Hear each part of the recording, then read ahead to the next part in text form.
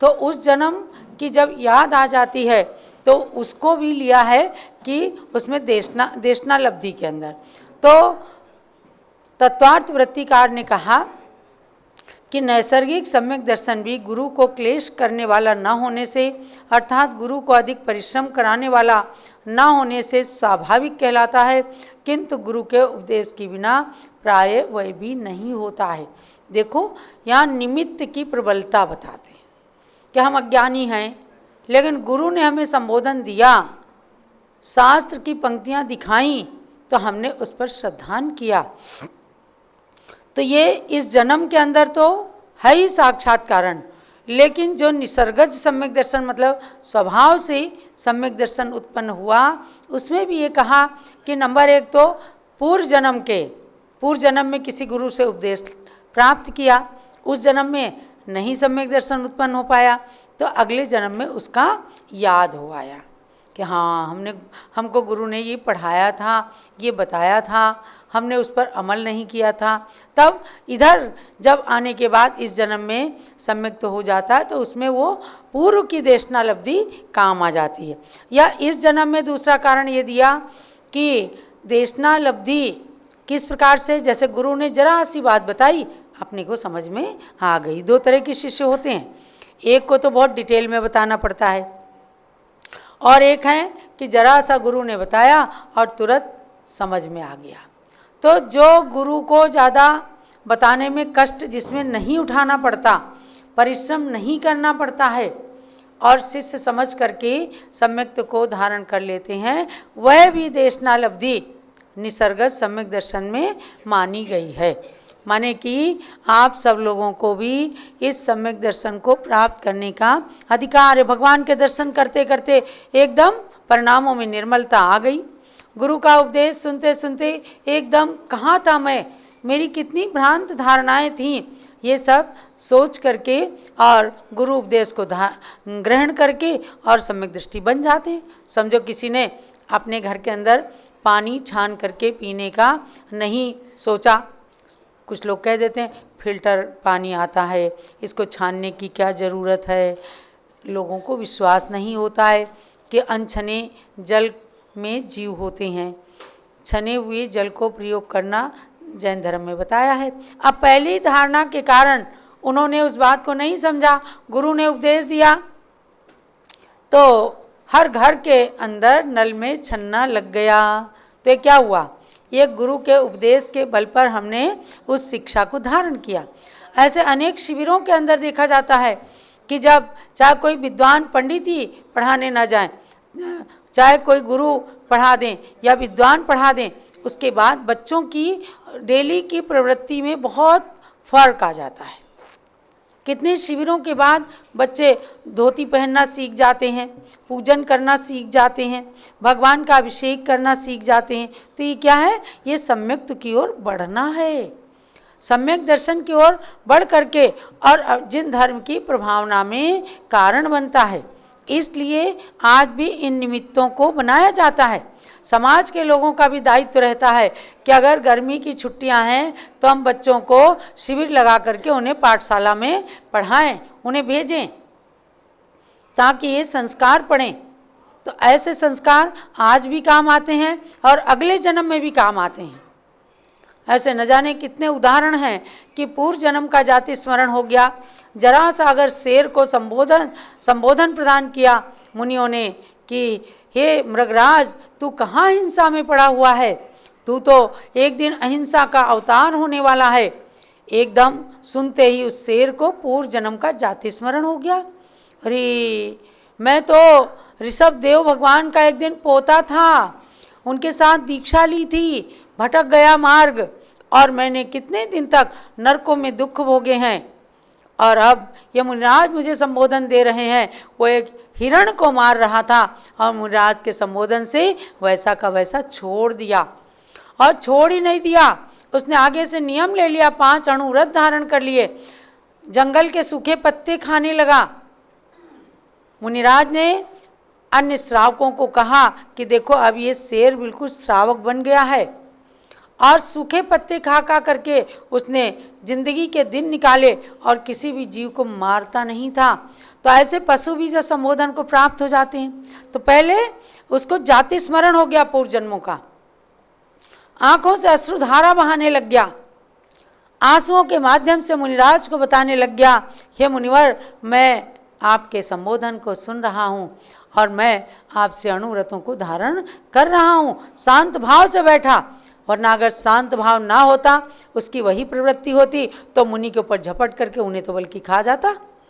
तो ऐसे ऐसे तिर्यंच प्राणी भी संबोधन को प्राप्त करके सम्यक दृष्टि बने और सम्यक दर्शन का उपहार देने वाले तीर्थंकर आदि पदों को भी उन्होंने धारण कर लिया।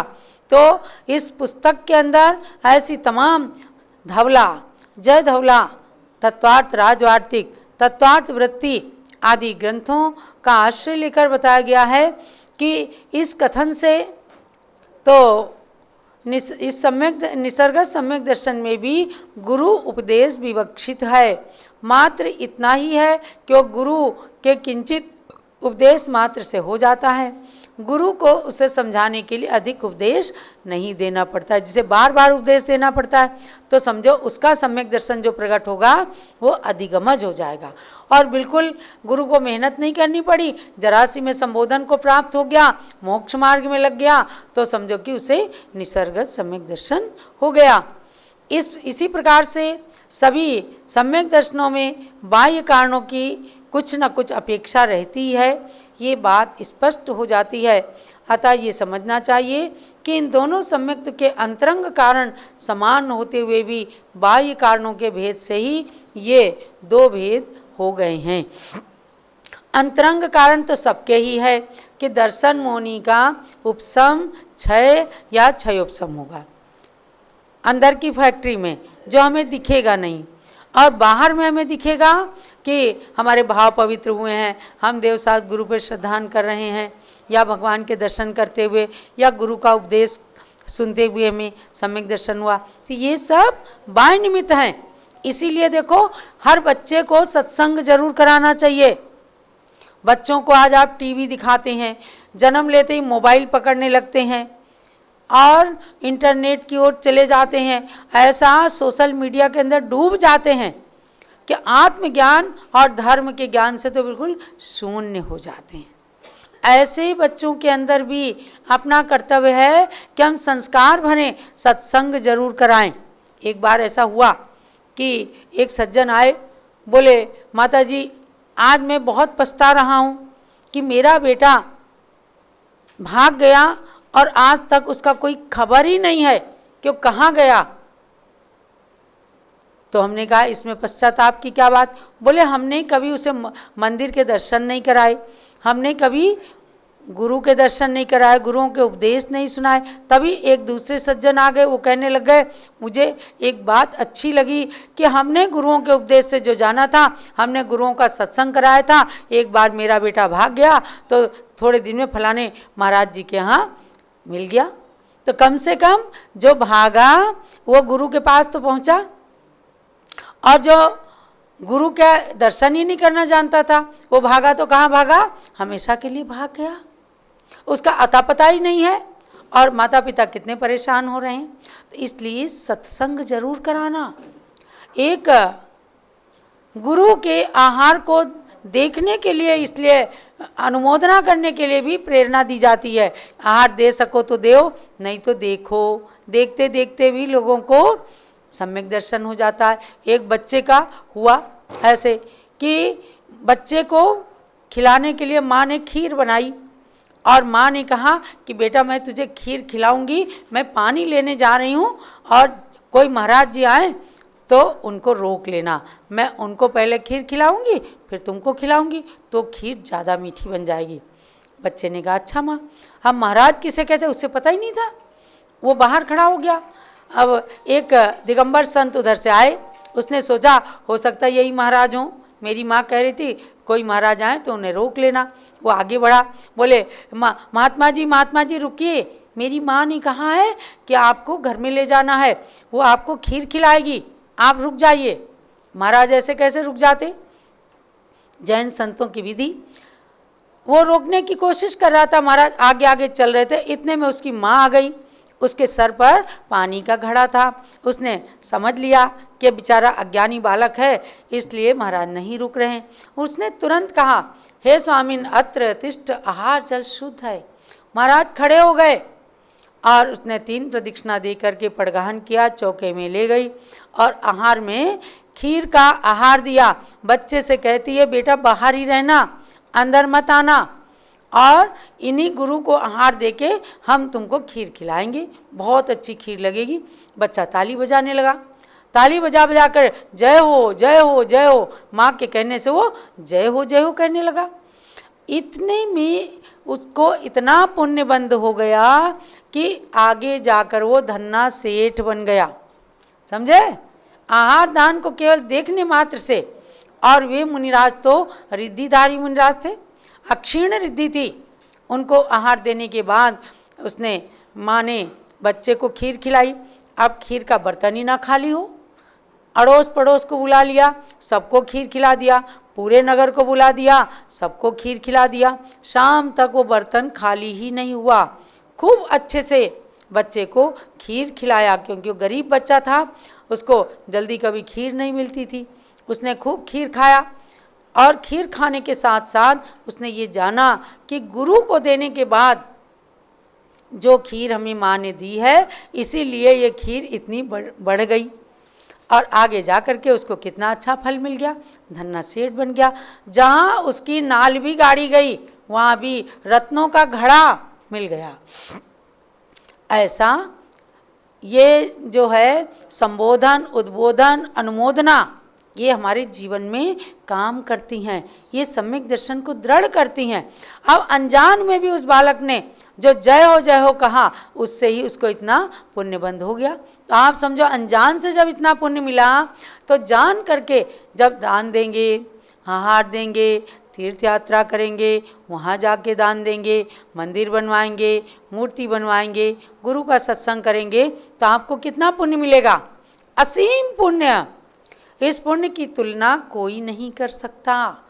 चाहे कितने ही आप दूसरों को दान दे दें या पैसे दे दें, गुरुओं को दान देने से, तीर्थ पर दान देने से, मंदिर में दान देने से जो पुण्य मिलता है, वो सम्यक सहित पुण्य होता है, वो मोक्ष मार्ग में कारण होता है। इसलिए एक एक पंक्ति के अंदर इन चीज़ों को भरा गया कि अंतरंग कारण। जब आप बाहर निमित्त मिलाओगे, अब आप यहाँ बैठे हो, उपदेश सुन रहे हो, अच्छा लग रहा है कि नहीं? अच्छा तो लग रहा है। अब आपको ये अच्छा लगना ही ये बाह्य कारण है, और अंतरंग में इस अच्छे लगने से कर्मों का उपशम हो रहा है। जो खराब कर्म बनने चाहिए थे, अशुभ कर्म, वो शुभ में परिणत हो रहे हैं। तो ये अंदर की चीज़ हमें नहीं दिख रही है, लेकिन बाह्य निमित्तों से अंतरंग पर भी प्रभाव पड़ता है। तब अंतरंग और बहिरंग, ये दोनों निमित्त अपने लिए कारण बन जाते हैं। तो इसलिए कहा कि अंतरंग कारण समान होते हुए भी बाहर कारण अलग अलग हो सकते हैं। किसी को दर्शन करके, किसी को दान दे के, किसी को आहार दे के, किसी को उपदेश सुन करके, ऐसे सम्यक दर्शन उत्पन्न हो सकता है। और आगे पुनः कहते हैं कि पूर्व कथित जाति स्मरण आदि कारण इन 5 लब्धियों में गर्भित हैं। पांचों लब्धियां जो हैं, ये किसी न किसी रूप में गर्भित हो जाती हैं। इन 5 लब्धियों में से किसी एक के बिना सम्यक्ति की प्राप्ति नहीं हो सकती। इनमें से पूर्व की 4 लब्धियां तो कारण हैं, और अंतिम लब्धि तो कारण है ही है, वो तो कारण ही है। उसके होने पर तो सम्यक दर्शन होना ही होना है।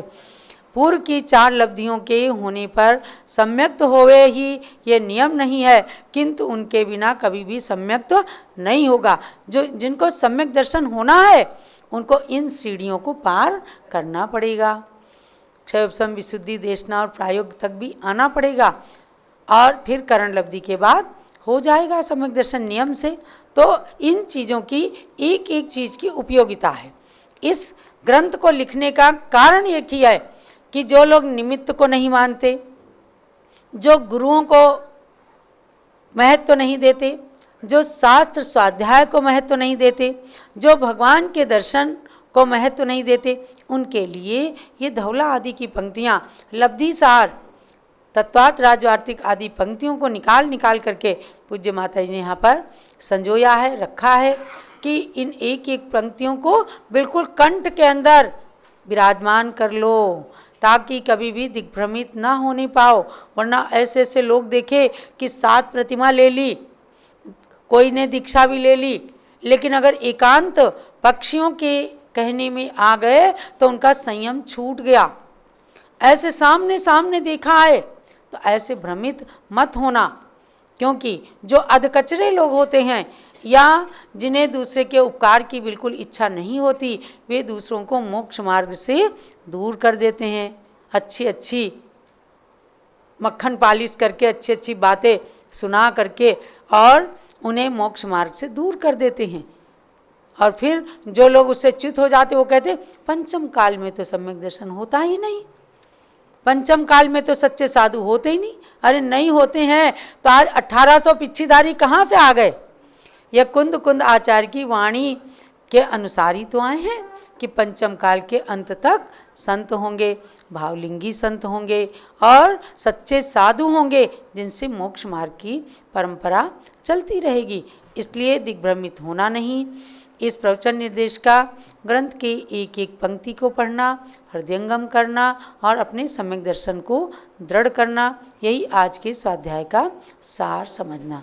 जावाणी के ज्ञान ते सूझे लोकालोक, सो वाणी मस्तक चढ़ो सदा देतऊँ दोक।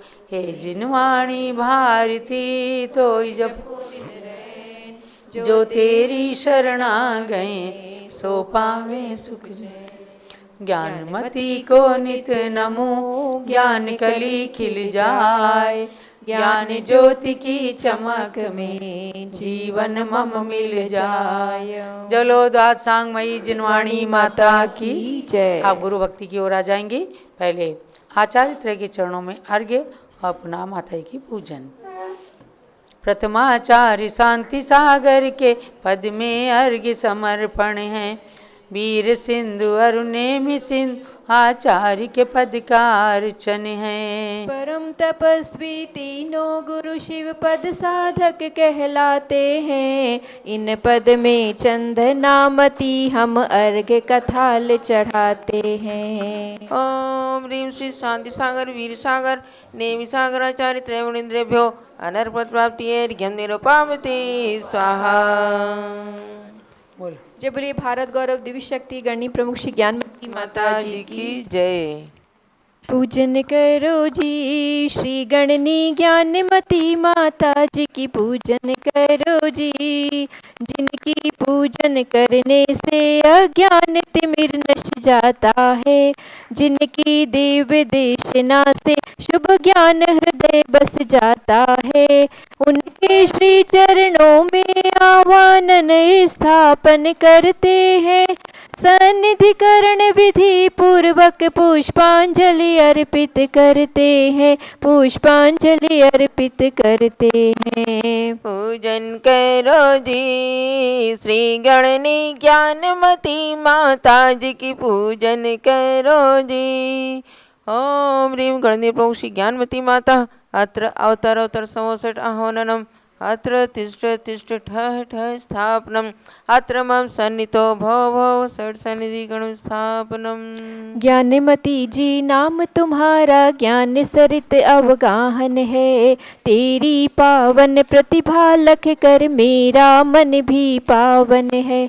मुझे अज्ञानी ने माँ जब से तेरी छाया पाई है। तब से दुनिया की कोई छवि मुझको लुभा न पाई है। ज्ञानामृत जल पीने हेतु तव पद में मेरा मन है।